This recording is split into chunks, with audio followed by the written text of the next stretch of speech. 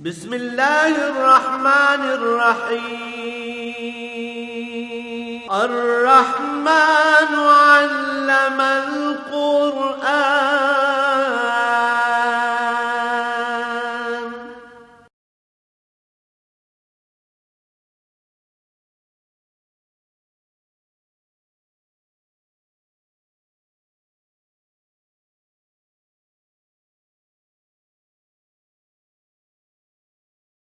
الحمد للہ رب العالمین والصلاة والسلام علی حبیبہ محمد وآلہ وصحبہ اجمعین اعوذ باللہ من الشیطان الرجیم بسم اللہ الرحمن الرحیم وَإِنْ كَذَّبُوكَ فَقُلْ لِي عَمَلِي وَلَكُمْ عَمَلُكُمْ أَنْتُمْ بَرِيُّونَ مِمَّا عَمِلُوا وَأَنَا بَرِيٌّ مِمَّا تَعْمَلُونَ وَمِنْهُمْ مَنْ يَسْتَمِعُونَ إِلَيْكَ أَفَأَنْتَ تُسْمِعُ الصُّمَّ وَلَوْ كَانُوا لَا يَعْقِلُونَ وَمِنْهُمْ مَنْ يَنْظُرُ إِلَيْكَ أَفَأَنْتَ تَهْدِي الْعُمْيَ وَلَوْ كَانُوا لَا يُبْصِرُونَ إِنَّ اللَّهَ لَا يَظْلِمُ النَّاسَ شَيْئًا وَلَكِنَّ أَنفُسَهُمْ يَظْلِمُونَ اللهم سبحانك لا علم لنا إلا ما علمتنا إنك أنت العليم الحكيم مولاي صل وسلم دائما أبدا علی حبیبک خیر الخلق کلہم۔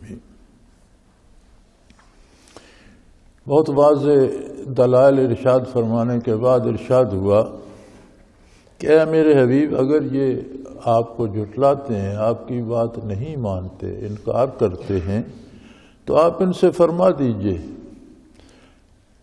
لی عملی ولکم عملکم، میں زندگی ایک راہ پہ گزار رہا ہوں، ایک قاعدے، ایک طریقے کے مطابق میرے اعمال، میرا کردار، میری زندگی کے معاملات ہیں، اور وہ میرے لیے ہیں۔ جو کچھ میں کر رہا ہوں وہ میرے سامنے آئے گا۔ وَلَكُمْ عَمَلُكُمْ، اور تم جو لوگ میری باتوں پہ یقین نہیں کرتے، میری تکذیب کرتے ہو، اپنی مرضی سے اپنی راہ عمل اپناتے ہو۔ مخاطب تو یہاں وہ لوگ ہیں جو حضور کی نبوت کا انکار کرتے ہیں۔ ظاہر ہے جب وہ نبی نہیں مانتے تو پیروی کیوں کریں گے؟ ان کا اپنا ایک طرز حیات ہے، لینے دینے کا ایک اپنا طریقہ ہے، کاروبار کا ایک اپنا طریقہ ہے، اپنی مرضی سے سود کھائیں، حرام کھائیں، شراب پئیں، جوا کھیلیں، برائی کریں، رشوت لیں، دھوکہ دیں لوگوں کو، ان کے اپنے اعمال ہیں۔ تو فرمایا اللہ کریم کے ہاں ہر عمل کا ایک بدلہ ہے، ایک اجر ہے۔ جو میں کرتا ہوں وہ میرے لیے ہے، اس کا بدلہ مجھے ملے گا، اور جو تم کرتے ہو اس کا بدلہ تمہیں بھگتنا پڑے گا۔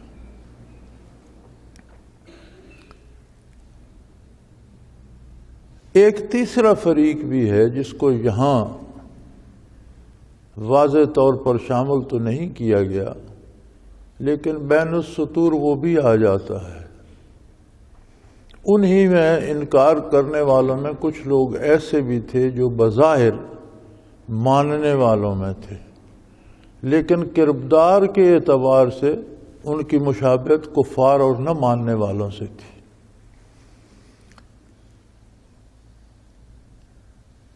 تو سوچنا پڑے گا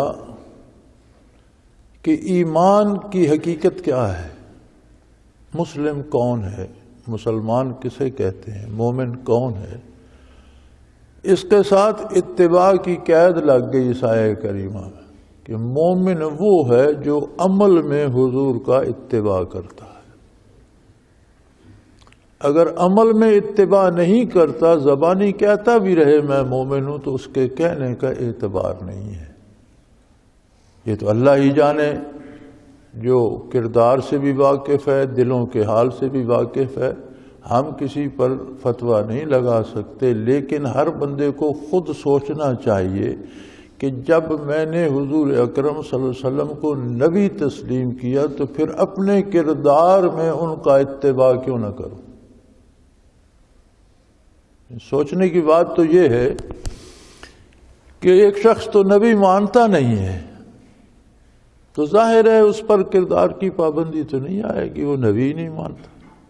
لیکن جو مانتا ہے کہ آپ اللہ کے سچے رسول ہیں اور اللہ کے سچے نبی ہیں، اس کے پاس تو اختیار نہیں رہ جاتا کہ پھر وہ اپنا کردار اپنی مرضی کا ادا کرے، اسے تو اتباع کرنا لازم ہے۔ سو فرمایا جو کوئی عمل کرتا ہے اس کا بدلہ اسی کو ملے گا۔ لی عملی ولکم عملکم، میرے اعمال میرے لیے ہیں، تمہارا کردار تمہارے لیے۔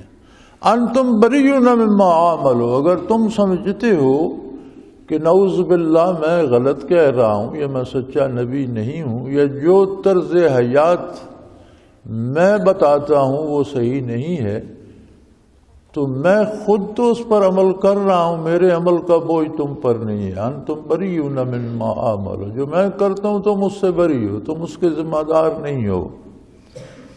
وَأَنَا بَرِيٌّ مِّمَّا تَعْمَلُونَ، اور جو تم کرتے ہو میں بھی اس سے بری ہوں، میری ذمہ داری نہیں ہے۔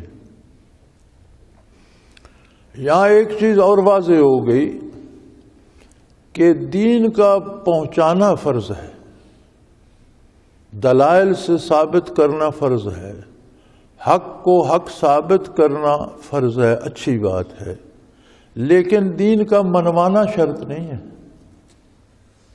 ماننے کا اختیار اللہ کریم نے ہر فرد کو دیا ہے، اگر وہ مانتا ہے تو اللہ اس کا ایمان قبول فرمائے، اسے توفیق عمل بھی دے، نہیں مانتا تو اس کی جواب دہی کرنا صرف اللہ کا حق۔ کوئی بندہ کسی سے زبردستی کرنے کا مجاز نہیں ہے، جیسا کہ آج کل ہو رہا ہے کہ جو ہمارے خیالات سے مطابقت نہیں رکھتا اسے گولی سے اڑا دو، اسے بم سے اڑا دو، اسے قتل کر دو، یہ جائز نہیں ہے۔ شرعی اختلافات پر قتل کا کوئی جواز نہیں ہے، یعنی شریعت ٹھونسی نہیں جا سکتی۔ اگر زبردستی منوانا ہوتا تو وہ قادر مطلق خود منوا سکتا تھا، شرط لگا دیتا کہ جو میرے نبی کا اتباع نہیں کرے گا اس کی آنکھیں بند ہو جائیں گی، اس کی سانس رک جائے گی، وہ کھانا نہیں کھا سکے گا۔ کون تھا جو نہ مانتا؟ حکماً منوایا اگر اللہ نے نہیں، انسانوں کو استعداد دی، شعور دیا، عقل دی، اور پھر انبیاء مبعوث فرمائے، نبی کریم صلی اللہ علیہ وسلم کو مبعوث فرمایا، اپنی کتاب اتاری، اب اختیار دے دیا انسان کو کہ وہ چاہے تو دامن رسالت تھام کر میری خوشنودی، میری رضا حاصل کرے اور میری جنت میں آ جائے، نہیں چاہتا تو جو چاہتا ہے کر لے، دیکھیں اس کے کرنے سے کائنات کا کیا بگڑتا ہے، اللہ کے نظام میں کیا خلل ہوتا ہے، کچھ نہیں ہوگا، وہ خود تباہ ہوگا اور آخرت میں جہنم واصل ہوگا۔ تو جب اللہ نے اختیار دیا ہے بندے کو ماننے نہ ماننے کا، تو میں اور آپ کسی سے زبردستی نہیں منوا سکتے۔ نبی کریم صلی اللہ علیہ وسلم فرما رہے ہیں، اللہ کے حکم سے فرما رہے ہیں کہ جو تم کرتے ہو میں اس سے بری ہوں، اور جو میں کرتا ہوں تم اس سے بری ہو۔ مسلط نہیں فرما رہے، دعوت دے رہے ہیں۔ کوئی نہیں مانتا تو کہتے ہیں تیرا حساب اللہ کے ساتھ۔ تو یہ فقہی اختلافات پر یا عقائد کے اختلافات پر یا نظریات کے اختلافات پر قتل و غارت کرنا، اس کا کوئی جواز نہیں ہے۔ منوانا نہیں، کسی کو بتانا ہے، دلائل سے ثابت کرنا ہے، اور اس کی ذمہ داری پوری ہو گئی۔ ذرا اس پہ بھی غور فرمائیے، وَأَنَا بَرِيٌّ مِّمَّا تَعْمَلُونَ۔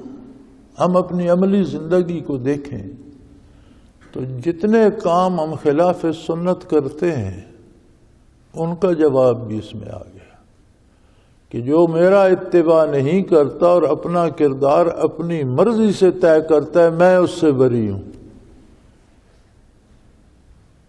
یہ اتنی بڑی بات ہے کہ کم و بیش ہر مسلمان کو سب سے بڑا سہارا جو ہے وہ نبی کریم صلی اللہ علیہ وسلم کی شفاعت کا ہے۔ حصول شفاعت کے لیے اتباع اور اطاعت ضروری ہے۔ ہر فرد کا اتباع ایک سا نہیں ہو سکتا۔ ایک شخص سجدہ بھی کرتا ہے تو پتہ نہیں اس میں خشوع و خضوع کتنا ہے، خلوص کتنا ہے۔ دوسرا سجدہ کرتا ہے تو دوسرے میں کتنا خشوع و خضوع ہے۔ ایک میں بہت زیادہ ہو سکتا ہے، ایک میں بہت تھوڑا ہو سکتا ہے، لیکن اتباع تو دونوں کر رہے ہیں۔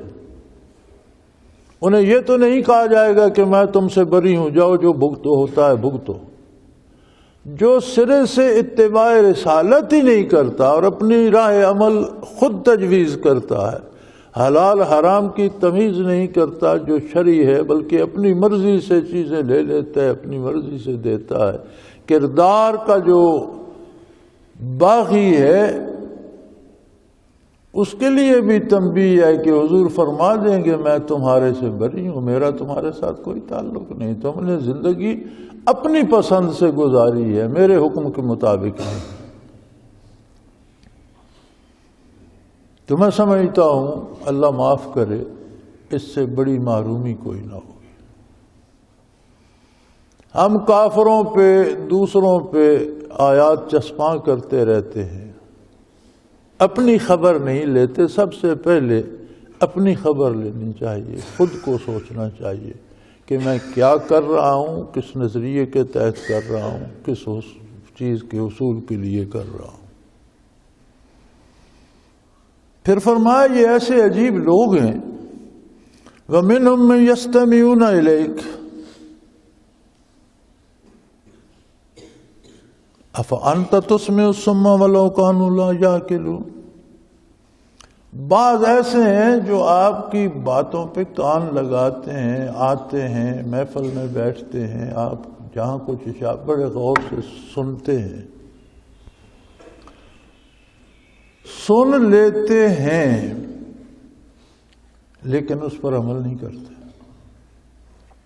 گویا سننا نہ سننا برابر ہو گیا۔ تو فرمایا کیا اب آپ کے اختیار میں ہے کہ آپ بہروں کو سنوائیں،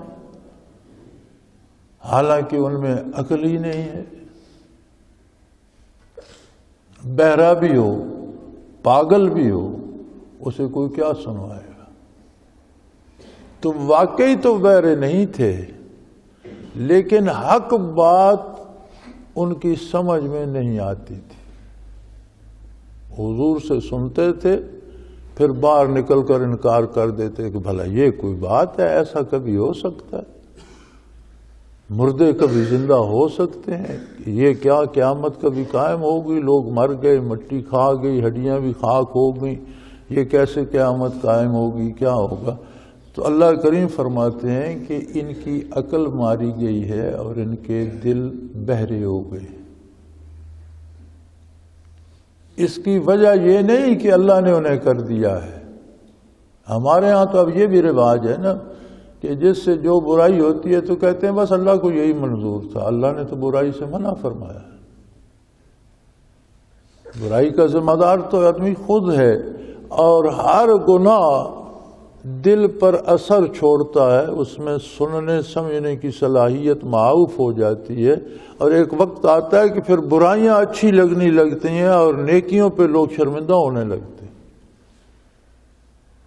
نبی کریم صلی اللہ علیہ وسلم کی ایک حدیث پاک کا مفہوم بھی ہے کہ ایسا زمانہ بھی آئے گا کہ لوگ برائیوں پر فخر کریں گے اور نیکی پر شرمندگی محسوس کریں۔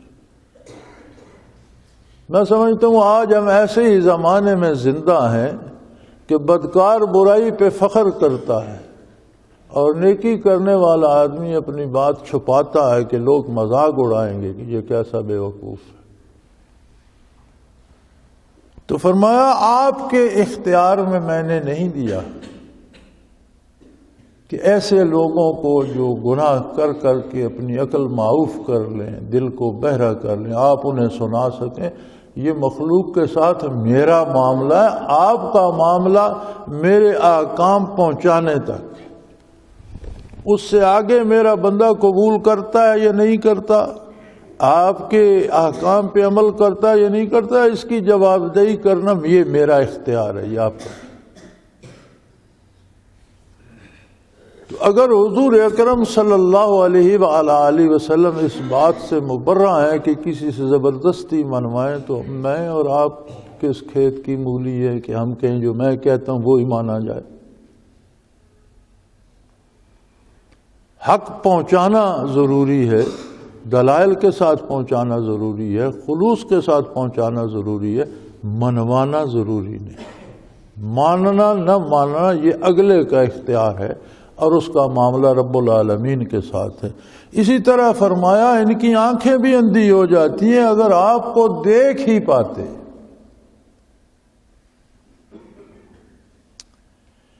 آپ صلی اللہ علیہ وسلم کی دو حیثیتیں ہیں۔ ایک حیثیت یہ ہے کہ آپ حضرت عبداللہ کے صاحبزادے، مکہ مکرمہ میں پیدا ہوئے، قریش کے ایک اہم خاندان کے ایک اہم رکن ہیں۔ یہ بات تو سارے کافر بھی منافق بھی مانتے ہیں۔ دوسری حیثیت یہ ہے کہ آپ اللہ کے نبی ہیں اور خاتم النبیین ہیں اور انبیاء کے بھی امام ہیں۔ پہلی حیثیت انسانی معاشرے کی حیثیت ہے جو ہر فرد کو حاصل ہوتی ہے کہ یہ فلاں خاندان کا ہے، یہ فلاں کا بیٹا ہے، فلاں کا پوتا ہے۔ لیکن دوسری حیثیت وہ ہے جس میں آپ تنہا ہیں، آپ خاتم النبیین ہیں، آپ اللہ کے آخری رسول ہیں، آپ امام الانبیاء ہیں۔ اگر وہ حیثیت نہ دیکھی جائے تو پہلی کو دیکھا تو کیا دیکھا، نہ دیکھا تو کیا دیکھا۔ پہلی تو ایک عمومی حیثیت ہے جو ہر انسان کو حاصل ہے۔ اصل جو چیز نظر آنے والی اور دیکھنے والی ہے وہ آپ صلی اللہ علیہ وسلم کی شان نبوت ہے۔ تو فرمایا ان کی گناہوں نے، ان کی برائیوں نے، ان کی بدعمالیوں نے ان کے دلوں کو اندھا کر دیا ہے، جس کا اثر ان کی نظروں پر بھی ہے، اور یہ سن نہیں سکتے، نظریں گھماتے ہیں آپ کی طرف۔ آپ صلی اللہ علیہ وسلم کے وجود عالی کو دیکھتے ہیں، آپ کو ایک قریش خاندان کا ایک معزز فرد تو دیکھتے ہیں، لیکن آپ کو محمد الرسول اللہ نہیں دیکھتے۔ جس طرح کچھ ایسے اندھے ہوتے ہیں جن کو دن میں دکھائی دیتا ہے، رات کو دکھائی نہیں دیتا، اسی طرح ان کو کچھ نظر آتا بھی ہے اور حقائق نظر نہیں آتے۔ ایک طریقے سے یہ اندھے ہیں، اور یہ آپ صلی اللہ علیہ وسلم کے اختیار میں نہیں ہے کہ اندھوں کو راستہ دکھائیں جب وہ دیکھ ہی نہیں سکتے۔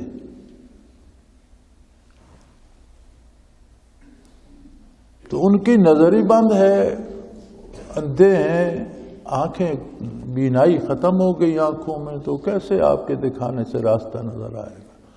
اور زبردستی دکھانا تو کوئی ضروری نہیں، یہ تو اللہ کریم کا اپنا حق ہے کہ وہ بندے سے باز پرس کرے کہ تم نے یہ کیا یا یہ نہیں کیا۔ اب یہاں بات یہ آ جاتی ہے کہ جو پڑھتا سنتا ہے وہ کہتا ہے یار اللہ نے ان کے کان بہرے کر دیے، اللہ نے ان کی نظریں بند کر دی، تو بیچارے کیا کرتے؟ اللہ کریم فرماتے ہیں ان اللہ لا یظلم الناس شیئا، اللہ انسانوں پر رائی برابر بھی زیادتی نہیں کرتے۔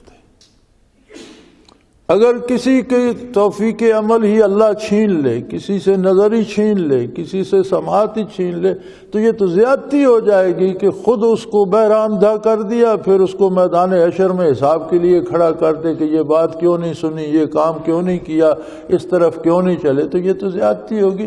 اللہ کسی سے زیادتی نہیں کرتے، یہ لوگوں کا اپنا انتخاب ہے۔ یہ نظر و سمع و بصر سلامت ہوتی ہے نور ایمان سے، نور ایمان سلامت رہتا ہے اعمال اور کردار سے۔ ایمان وزادتم ایمانا، ایمان میں زیادتی ہوتی ہے۔ زیادتی کیا ہے ایمان میں؟ ایمان میں زیادتی اتباع رسالت سے ہوتی ہے، کردار سے ہوتی ہے۔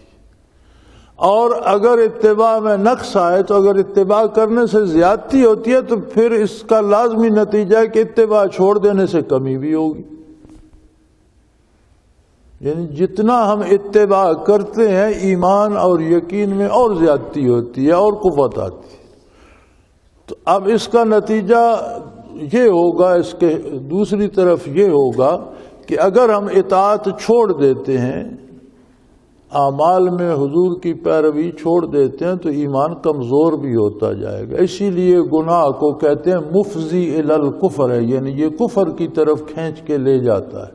مسلسل بدعمالی آخر اس نتیجے پہ پہنچتی ہے کہ جی پتہ نہیں ہوگا کیا نہیں ہوگا، کس نے دیکھا ہے. سنتے ہیں قیامت ہوگی، موت کے بعد زندگی ہوگی، عذاب ثواب ہوگا، قبر میں سوال جواب، کس نے دیکھا ہے، کون جانے کیا، جب ہوگا تو دیکھی جائے گی. یہ نتیجہ ہوتا ہے بدعمالیوں کا. تو فرمایا ان اللہ لا یظلم الناس شیئا، اللہ رائی برابر بھی کسی کے ساتھ زیادتی نہیں کرتا. ولیکن الناس انفسهم یظلمون، یہ ظلم لوگ اپنے ساتھ خود کرتے ہیں. یہ زیادتی لوگ اپنے ساتھ خود کرتے ہیں. ایک بات بڑی مزے سے کہہ دی جاتی ہے کہ ہم اگر نمازیں پڑھیں گے تو اللہ کے کون سے مال چھت جائیں گے، اور اگر ہم نہیں پڑھیں گے تو اللہ کا کون سا نقصان ہو، اللہ کو ہماری نماز سے کیا ہے. سادہ سی بات ہے، ہم نماز اللہ کے لیے کچھ مدد کرنے کے لیے نہیں پڑھتے کہ وہ ہماری نماز کا محتاج ہے. ہم سجدہ کرتے ہیں کہ اس کی ہمیں ضرورت ہے. وہ تو محتاج نہیں ہے کسی کا. ساری مخلوق اس کی ولی اللہ بھی ہو جائے اور نیک بھی ہو جائے تو اس کی شان بڑھ نہیں جاتی. ساری دنیا خدا نخواستہ انکار کر دے تو اس کی شان میں کمی نہیں ہوتی. وہ بندوں کا محتاج نہیں ہے. ہم محتاج ہیں. ہم جو نیکی کرتے ہیں وہ اپنے لیے کرتے ہیں. ہم سجدہ کرتے ہیں تو اپنے لیے کرتے ہیں کہ ہم سے اللہ کریم راضی ہو، ہمیں اتباع رسالت نصیب ہو. ہم لین دین میں حلال حرام کی پرواہ کرتے ہیں تو اپنے لیے کرتے ہیں. ہم معاملات میں شریعت کا لحاظ رکھتے ہیں تو جتنا اتباع کرتے ہیں اپنے ہمیں اس کی ضرورت ہے.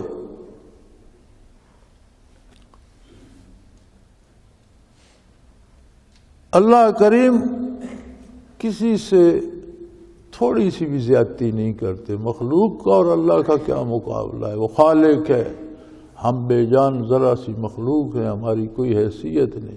کبھی ہم ڈنڈا لے کر کسی چونٹی کے پیچھے دوڑے ہیں کہ میں اسے نہیں چھوڑوں گا، حالانکہ مخلوق ہونے میں چیونٹی اور ہم برابر ہیں. وہ چھوٹی مخلوق ہے، ہم قد کاٹ میں بڑے ہیں. وہ بے شعور ہے، ہمیں اللہ نے شعور معرفت دیا ہے، انسان بنایا، الحمدللہ ایمان دیا، مسلمان بنایا. لیکن کوئی چیونٹی کاٹ بھی لے اور اسے ہم اس طرح گرا دیں تو کبھی تلاش کرنا شروع کرتے ہیں کہ اس کو چھوڑوں گا نہیں، اس کی ٹانگ توڑ دوں گا. کیوں نہیں کرتے؟ ہمارے سامنے اس کی کوئی حیثیت نہیں کہ ہم اسے اہمیت دیں. ہماری حیثیت اللہ کی بارگاہ میں اس سے بھی کمتر ہے. ہماری حیثیت کیا ہے کہ اللہ ہمارے ساتھ زیادتی کرے یا ہمارے ساتھ جنگ کرے؟ ہماری کوئی حیثیت نہیں. اللہ ہمارے ساتھ زیادتی نہیں کرتے، ہم خود اپنے آپ کے ساتھ زیادتی کرتے ہیں. جہاں جہاں اتباع رسالت چھوڑتے ہیں اپنے آپ پر ظلم کر رہے ہیں، اپنے آپ کے ساتھ زیادتی کر رہے ہیں.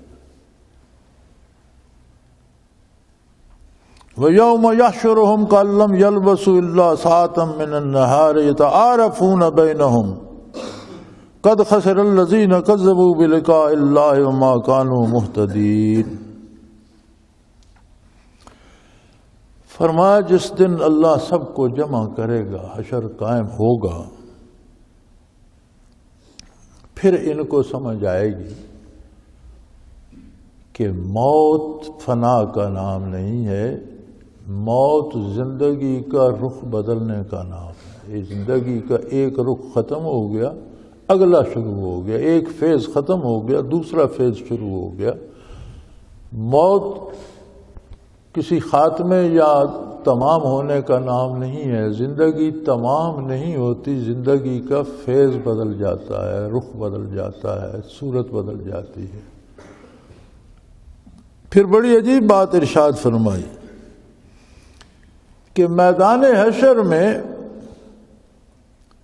کَأَلَّمْ يَلْبَسُوا إِلَّا سَاعَةً مِّنَ النَّهَارِ، انہیں یہ احساس ہوگا کہ دنیا میں تو ہم کوئی پل بھر ہی رہے،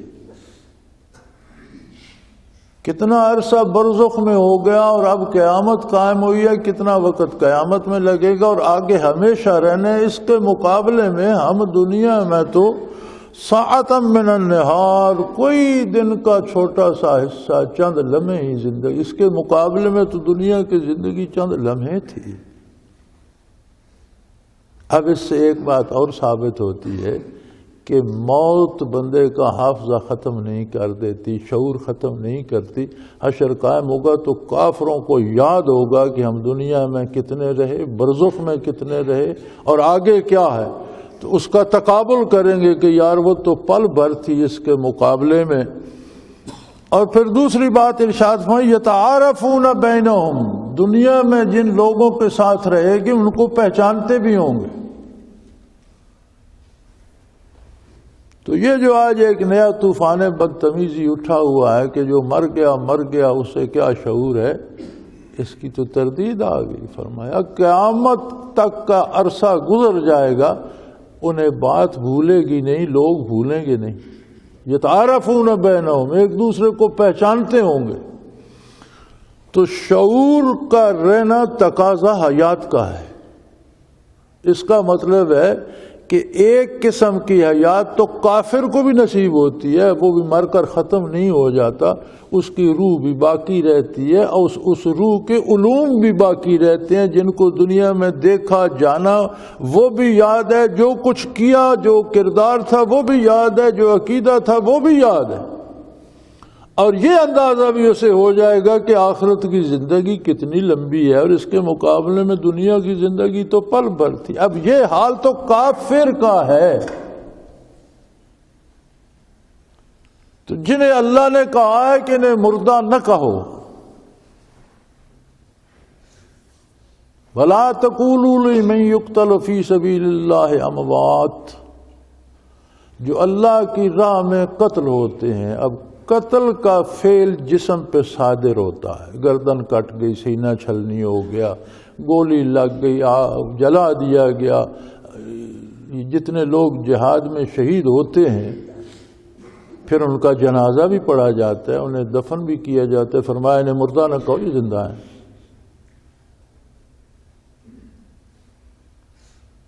گویا ان کا تعلق روح کا بدن کے ساتھ اس طرح، حیات تو برزخی ہی ہوتی ہے ان کی، وہ دنیا میں پھر کھانا کھانے اور دال روٹی کھانے اور گرمی سردی برداشت کرنے نہیں آتے، برزخ میں چلے جاتے ہیں، لیکن مردہ نہیں ہوتے کہ ان کی ارواح کا تعلق جسم کے ساتھ اتنا مضبوط ہوتا ہے کہ جسم بھی سلامت رہتے۔ صدیوں بعد صحابہ کرام کے وجود نکلے بعض حادثات کی وجہ سے تر و تازہ تھے۔ تو اگلے دن میں ایک دیکھ رہا تھا فیس بک پہ تصویر آئی ہوئی تھی افغان جہاد میں شہید ہونے والے ایک نوجوان کی، 32 سال بعد انہیں اس کی قبر کھولنی پڑی، کوئی وجہ ہوئی تو ایسے لگتا تھا جیسے سو رہا ہے۔ اور صحابہ کی قبریں تو صدیوں بعد، 1400 سال بعد بھی کھولی گئیں۔ مسجد نبوی کی توسیع کے وقت صحابہ کرام کے وجود نکلے وہاں سے اور جنت البقیع میں دفن کیے گئے۔ 1974 کا واقعہ ہے، تر و تازہ تھے، ایسے جیسے سو رہے ہیں۔ یعنی روح کا تعلق بدن سے اتنا مضبوط تھا کہ بدن تر و تازہ رہا۔ اور شعور تو کافر کا بھی ضائع نہیں ہوتا، مومن کا کیوں ضائع ہوگا؟ فرمایا حشر کو اٹھیں گے تو انہیں سمجھ آ جائے گی کہ لم یلبسوا الا ساعة من النہار، کہ دنیا میں تو ہم بہت تھوڑا عرصہ رہے، کاش وہ پل بھر نافرمانی نہ کی ہوتی، تھوڑا سا تو عرصہ تھا، اس میں اللہ کے رسول کی اطاعت کر لی ہوتی۔ اور یتعارفون بینہم، ایک دوسرے کو پہچانتے ہوں گے، پہچانیں گے یہ فلاں ہے، یہ فلاں ہے، اس نے اتباع کیا، یہ دیکھو کس درجے پہ ہے، جس نے نہیں کیا وہ کتنا رسوا ہے۔ قد خسر الذین کذبوا بلقاء اللہ، جنہوں نے اللہ کی بارگاہ میں حاضری سے انکار کیا انہوں نے بہت بڑا نقصان کیا اور اپنا نقصان کیا۔ حقیقت کا انکار حقیقت کو تو نہیں بدلتا، انکار کرنے والے پہ پلٹتا ہے۔ حقیقت تو اپنی جگہ قائم رہتی ہے، حق اپنی جگہ قائم رہتا ہے۔ اب سورج طلوع ہوا، کوئی کہے میں نہیں مانتا، تو اس کے نہ ماننے سے کیا سورج تاریک ہو جائے گا؟ حق اپنی جگہ قائم رہتا ہے، حقیقت قائم رہتی ہے۔ انکار کرنے والے پر خود اس کا الٹا اثر اور نقصان ہوتا ہے۔ تو فرمایا یقیناً جنہوں نے اللہ کی بارگاہ میں حاضری سے انکار کیا اپنا بہت بڑا نقصان کر لیا۔ وما کانوا مہتدین، اور سب سے بڑا نقصان یہ ہوتا ہے انکار کا کہ دنیاوی زندگی میں ہدایت نصیب نہیں ہوتی۔ یعنی انکار کا نقصان جو ہے وہ حقائق کو نہیں ہوتا، انکار کرنے والے کو ہوتا ہے کہ اسے وہ حقیقت اور اس پہ یقین نصیب نہیں ہوتا۔ ما کانوا مہتدین، اسے ہدایت نصیب نہیں ہوتی، اور ہدایت ہے اللہ اللہ کے رسول کے ارشادات۔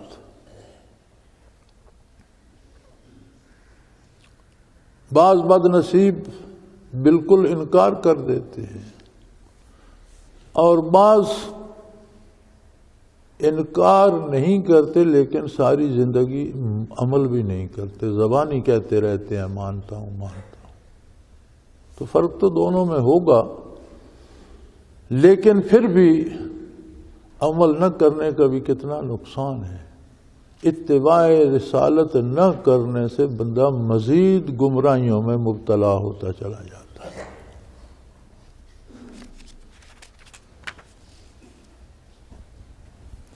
وَإِمَّا نُرِيَنَّكَ بَعْضَ الَّذِي نَعِدُهُمْ أَوْ نَتَوَفَّيَنَّكَ فَإِلَيْنَا مَرْجِعُهُمْ ثُمَّ اللَّهُ شَهِيدٌ عَلَى مَا يَفْعَلُونَ۔ فرمایا عذاب کے جو وعدے کیے جاتے ہیں، بعض اوقات انسانی جرائم اتنے بڑھ جاتے ہیں کہ وہ عذاب کی کوئی صورت دنیا میں بھی پیدا ہو جاتی ہے۔ قوموں کی قومیں تباہ ہو گئیں، غرق ہو گئیں، صورتیں بدل گئیں، ذلت اور رسوائی مقدر ہو گئی۔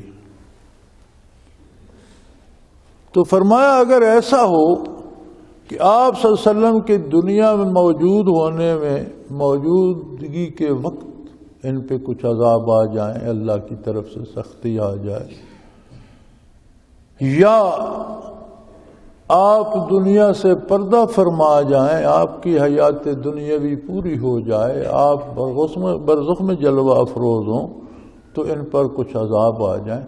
لیکن یہ عذاب جو دنیا میں آتے ہیں یہ آخرت کے عذاب میں کمی نہیں کرتے۔ دنیا میں بھی ذلت و رسوائی مقدر ہو جاتی ہے، اس کے بعد فَإِلَيْنَا مَرْجِعُهُمْ، پھر انہیں مر کر میری بارگاہ میں حاضر ہونا، ثُمَّ اللَّهُ شَهِيدٌ عَلَى مَا يَفْعَلُونَ، اور پھر انہیں یہ احساس ہونا چاہیے کہ ہم نے جو کچھ کیا وہ اللہ کے روبرو کیا۔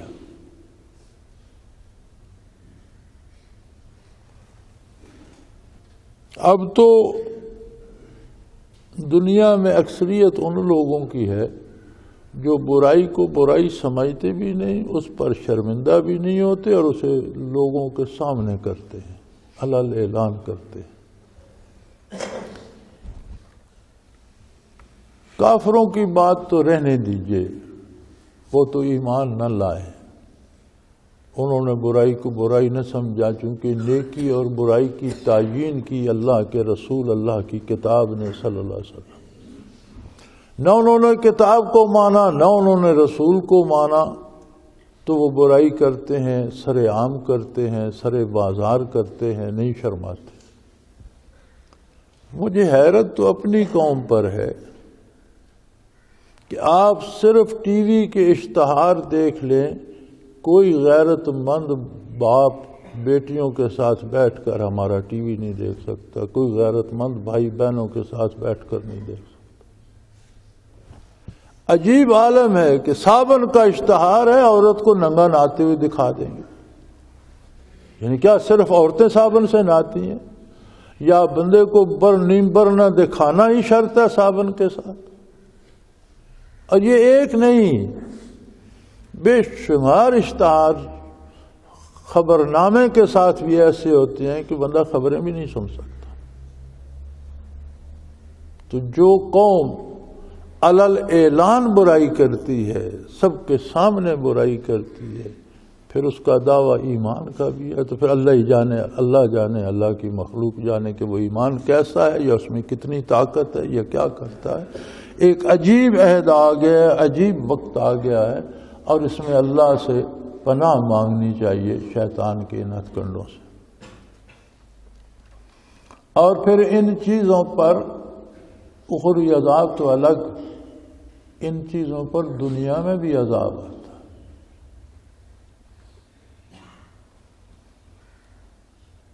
امریکہ میں ایڈز پھیلی، بڑا مہلک مرض تھا، اس پہ تحقیق کوئی اب تک ہو رہی ہے۔ دو طرح کی تحقیقات کی گئی کہ اس کی وجہ کیا ہے، کیوں ہوتا ہے یہ مرض۔ دوسری کی گئی کہ اس کا علاج کیا ہے۔ وجہ سائنس نے یہ تلاش کی کہ یہ لواطت سے ہوتا ہے، اس کی بنیاد لواطت پر۔ کسی نے مغرب میں، یورپ میں، امریکہ میں لواطت سے منع نہیں کیا، لواطت کو بین نہیں کیا، وہاں قانوناً درست ہے۔ وجہ کو چھوڑ دیا، علاج کے پیچھے سرگرداں ہیں، علاج کیا، وجہ چھوڑ دی کہ بڑھتا رہے، ہوتا رہے، کچھ بھی ہے، وجہ بند نہیں کی۔ کیسی عجیب بات ہے، کیسی عجیب منطق ہے کہ وجہ کو آپ نہیں روکتے تو مرض کیسے رکے گا۔ ہم کہتے ہیں دہشت گردی ہوتی ہے، قتل و غارت گری ہوتی ہے، ڈاکے ہوتے ہیں، لوگ لوٹے مارے جاتے ہیں، ملک میں کوئی جائے امان نہیں، لیکن اپنا کردار نہیں دیکھتے۔ جب آپ بے حیائی کو عام کریں گے، سر عام فوش حرکات کریں گے، ٹیلی ویژن پر فوش حرکات دکھائیں گے، تو میرے بھائی اس کے نتیجے میں یہی چیزیں آئیں گی، دہشت گردی آئے گی، قتل و جہاں زنا عام ہوگا وہاں قتل عام ہوں گے، جہاں چوری اور رشوت خوری عام ہوگی وہاں بھوک عام ہوگی۔ حدیث شریف میں اور قرآن کریم میں خود یہ ساری چیزیں ملتی ہیں۔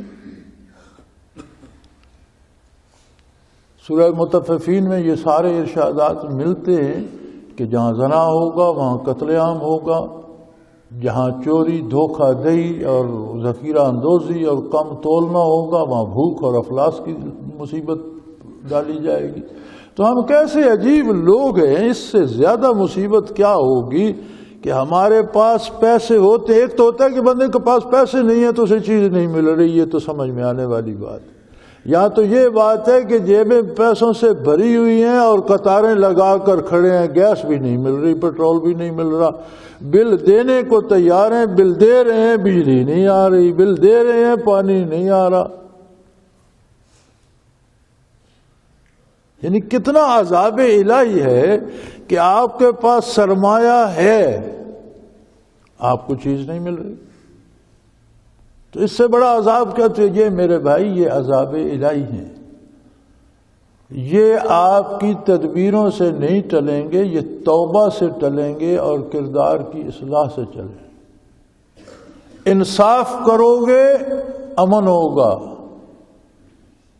روزی فراخ ہوگی، بارشیں ہوں گی، عدل کرو گے معاشرہ خوشحال ہوگا، ظلم کرو گے تو طرح طرح کی مصیبتیں آتی ہیں۔ ہم ظلم کرنے سے باز نہیں آتے، کہتے ہیں یہ ساری مصیبتیں ٹل جائیں، زہر کھاتے رہیں اور مرے نہیں۔ تو زہر غذا تو نہیں ہے، زہر تو موت کی دائی ہے، زہر کھاتے رہیں گے تو مریں گے، تڑپیں گے، بیمار ہوں گے۔ تو اس ساری مصیبت کا علاج یہاں بتا دیا گیا کہ اگر یہ آپ کی نافرمانی کرتے رہیں گے یا ایمان نہیں لائیں گے تو کچھ نہ کچھ عذاب تو ان پر دنیا میں بھی آئے گا، جس کا اللہ نے وعدہ فرما دیا ہے۔ آپ دنیا میں موجود ہوں، آپ بھی دیکھ لیں تو اور دیکھ بھی سکتے ہیں، یا آپ کے دنیا سے پردہ فرمانے کے بعد آئیں گے ضرور، اور اس کے بعد انہیں واپس اللہ کی بارگاہ میں حاضر ہونا ہے۔ ثم اللہ شہید علی ما یفعلون۔ پھر بڑی بات یہ ہے کہ انہوں نے جو بھی جرم کیا وہ اللہ کے روبرو کیا، اللہ سامنے، اللہ دیکھ رہے تھے۔ واللہ شہید، اللہ کریم اسے ملاحظہ فرما رہے تھے، دیکھ رہے تھے، جو کچھ انہوں نے کیا اللہ کے روبرو کیا۔ اب جو دنیاوی قاعدہ، عام انسانی قاعدہ دیکھ لیں کہ کوئی زیادتی کرتا ہے اور اسے مجسٹریٹ دیکھ رہا ہے، جج دیکھ رہا ہے، جس کے سامنے اس نے پیش ہونا ہے، تو اس کے پاس بچنے کا کون سا ہیلا ہے، کون سی صفائی پیش کرے گا؟ یعنی جس نے فیصلہ کرنا ہے، سزا جزا جس نے دینی ہے، وہ تو خود دیکھ رہا ہے کہ تم کیا کر رہے ہو، تو پھر صفائی کیا پیش کرو گے؟ تو پھر یہ کتنی مشکل بن جائے گی۔ انہوں نے صرف میرے پاس آنا نہیں، بلکہ انہوں نے ان حالات سے گزرنا ہے کہ یہ جو کچھ کرتے رہے اللہ اس پہ گواہ تھا، شہید تھا، دیکھ رہا تھا، جانتا تھا اللہ کے سامنے۔ کتنی دیدہ دلیری ہے کہ رب کریم کے سامنے یہ جرائم کرتے رہے۔ اللہ اللہ اللہ۔ پہلے تو ہمیں بزرگ یہ کہا کرتے تھے کہ جو کام لوگوں کے سامنے کرنا پسند نہیں کرتے ہو وہ تنہائی میں بھی مت کرو کہ اللہ تو دیکھ رہا ہے۔ جس کام کو تم برا سمجھتے ہو کہ لوگوں کے سامنے نہ کیا جائے تو اتنا حیا تو کرو کہ اللہ کے سامنے تو نہ کرو۔ لیکن اب دور بدل گیا ہے، اب جو مخلوق ہے یہ لوگوں کے سامنے تو کرنے سے ہچکچاتی نہیں، یہ برائی کو برائی سمجھتے نہیں، اس پہ فخر کرتے ہیں۔ تو اللہ کریم سے پناہ مانگنی چاہیے کہ اللہ اس بے حیائی سے پناہ دے، اور اللہ سے دعا کریں کہ اللہ ہماری قوم کو ہدایت دے اور حضور کی اطاعت نصیب فرمائے، خود ہمیں بھی ہدایت پہ قائم رکھے اور ہماری توبہ قبول فرمائے اور ہمیں ان مصیبتوں سے نجات دے۔ وآخر دعوانا ان الحمدللہ رب العالمین۔ اللہ اللہ اللہ اللہ اللہ اللہ اللہ اللہ۔ حضرت امیر محمد اکرم آبان مد ذلہ العالی دارالعرفان منارہ ضلع چکوال میں سالہ سال سے قرآن و حدیث کے اوپر خطابات کر رہے ہیں اور سلسلہ نقشبندیہ اویسیہ کے مطابق لوگوں کو ذکر الہی کی تربیت دے رہے ہیں۔ وہ قرآن پاک کی تفسیر ترتیب وار بیان کر رہے ہیں۔ تفسیر قرآن کو وہ موجودہ ملکی اور بین الاقوامی حالات کے مطابق بیان کرتے ہیں۔ موٹر وے سے کلر کہار کے انٹرچینج سے نکلتے ہوئے کلر کہار کی جھیل سے ہوتے ہوئے میانی، بوچھال اور نور پور سے گزرتے ہوئے دارالعرفان منارہ پہنچ سکتے ہیں۔ حضرت امیر محمد اکرم آوان نے بچیوں اور بچوں کی دینی اور دنیاوی تعلیم کے لیے سقارہ اکیڈمی کے نام سے ایک درسگاہ بھی قائم کی ہے، جس کا افتتاح ملک پاکستان کے صدر جنرل محمد ضیاء الحق نے اپنے دست مبارک سے کیا تھا۔ وہ تمام احباب جو اسلام کی طلب رکھتے ہیں ان سے گزارش ہے کہ دارالعرفان منارہ ضلع چکوال میں امیر محمد اکرم آبان صاحب کے خطابات سے مستفید ہوں۔ وہ ہر جمعے کو نماز سے پہلے بیان فرماتے ہیں۔ ہر ماہ کی پہلی اتوار کو ماہانہ اجتماع ہوتا ہے جس میں آپ خصوصی خطاب فرماتے ہیں اور پاکستان کے چاروں صوبوں سے احباب اس اجتماع میں شرکت کرتے ہیں۔ اس کے علاوہ یہاں سال میں 2 مرکزی اجتماعات بھی ہوتے ہیں، ایک رمضان المبارک میں اعتکاف کا اجتماع اور دوسرا جولائی اور اگست میں 40 دن کا اجتماع ہوتا ہے جس میں روحانی تربیت کی جاتی ہے۔ اپنا خون سیماب دے کر اتنا ہم کر جائیں گے، نام آقا کا چمن میں پھر رقم کر جائیں گے۔